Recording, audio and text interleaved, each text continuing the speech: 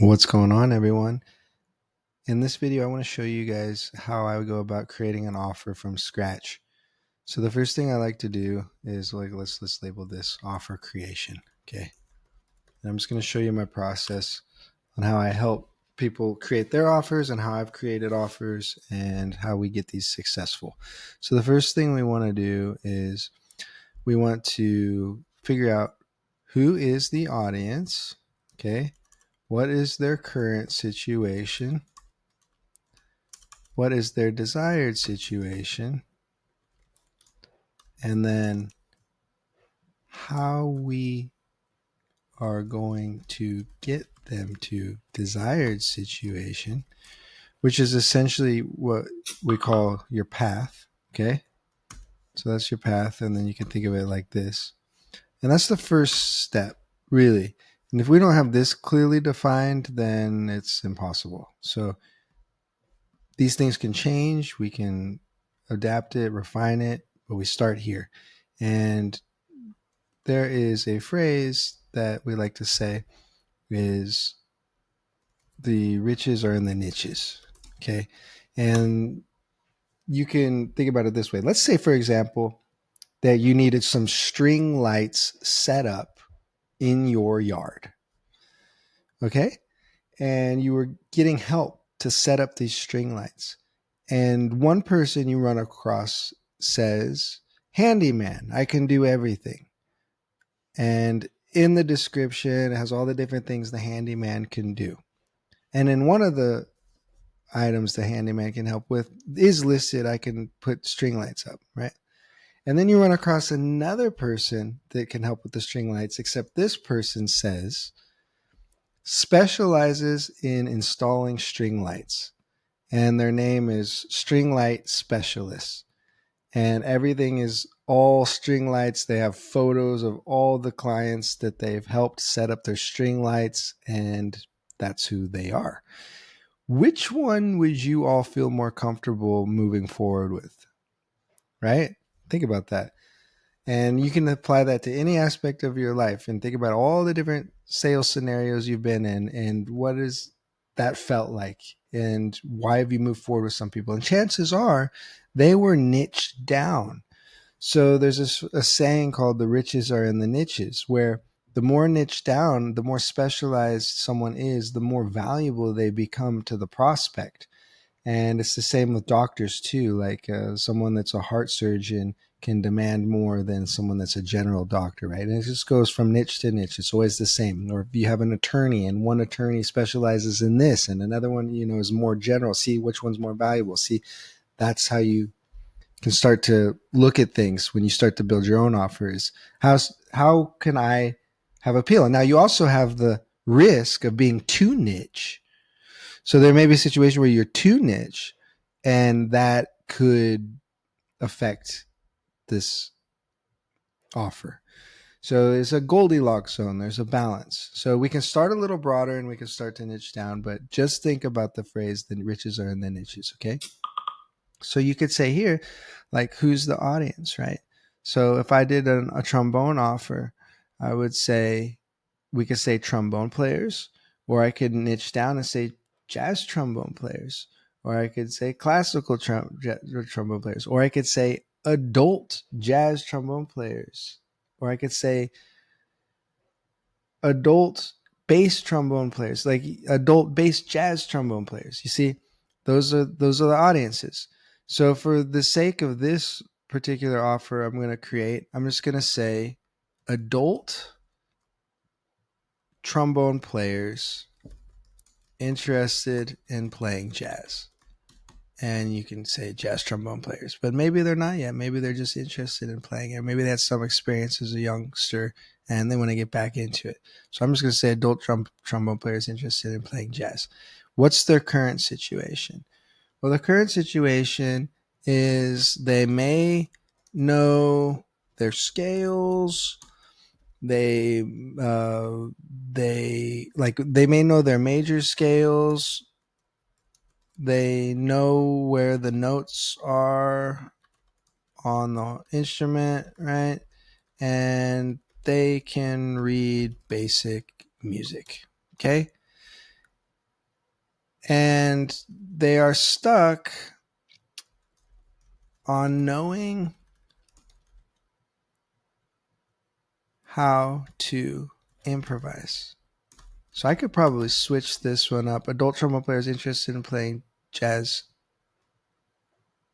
Interested in jazz improvisation is probably what I'll say. Okay, they know their major scales, know where the notes are on the instrument. They can read basic music and stuck on knowing how to improvise. Totally lost when seeing chord symbols. And their desired situation is to be able to improvise melodies when someone gives them a solo over a tune. Okay? So that's where they want to be. This is where they're at. This is where they want to be. So how are we going to get them there? So the path is not your offer name. The path is the method that you use with your students to help them get this desired situation. Okay? So the path that I'm going to use here is I'm going to show these people interested in jazz improvisation something called chord tone solos. Okay? And I'm going to show them that this path will allow them to be able to improvise melodies when someone gives them a solo over a tune if they go on this journey. And this is the key, everyone. You need to sell them on the path first. And once they're sold on the path, then we all of a sudden prop up our offer is a place they can go on this path with. And they're going to make the decision that your offer is the best place to go on this journey with that path. Where most people fail is they try to sell them on the offer. Do not sell people on the offer. Sell people on the path first, and once they're sold on the path, then they're going to be like, oh, this person knows how to take me on the path. For example, my business offer that I have where I help musicians build these online group coaching programs. If you look at all our marketing, I sell you guys on the benefit of online tuition-based group coaching programs. That's the path. Okay, so I sell you on that because I believe it's the best way to get to the desired future situation, which is control over your schedule, increase your earnings, and get your students better results. That's the desired situation. And if you look at all our marketing with this offer, the path is the online group programs, right? And we sell you on the path first. And then you're like, oh, well, this company gets results with this path. So there you go. And you got to do the same thing. Okay. So then once we have the path, then what we can do is we can start to list out all these old ways that other people may go on to try to get to this desired future situation. So some of the old ways are what? What are some of the old ways that people will want to be able to improvise melodies? Well, scales. And I'm going to tell them no scales. I'm going to say chord tones, 1, 3, 5, 7. So I'm going to throw rocks at scales. And by the way, I know this works because I had an offer like this and it crushed it. Okay. So scales is an old way. Another old way to learn how to improvise. Well, we may say that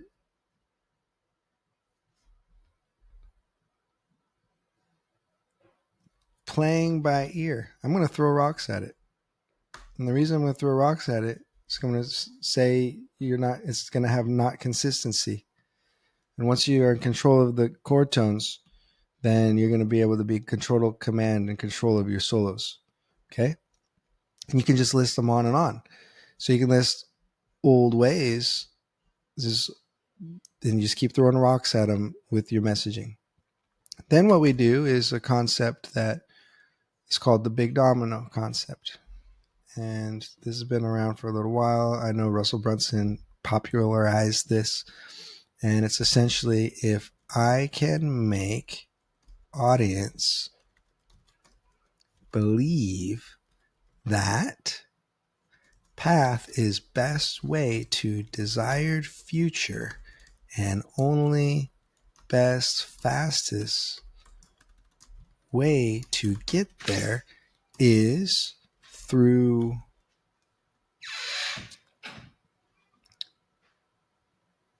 my offer name. All objections become irrelevant and they must invest. Okay.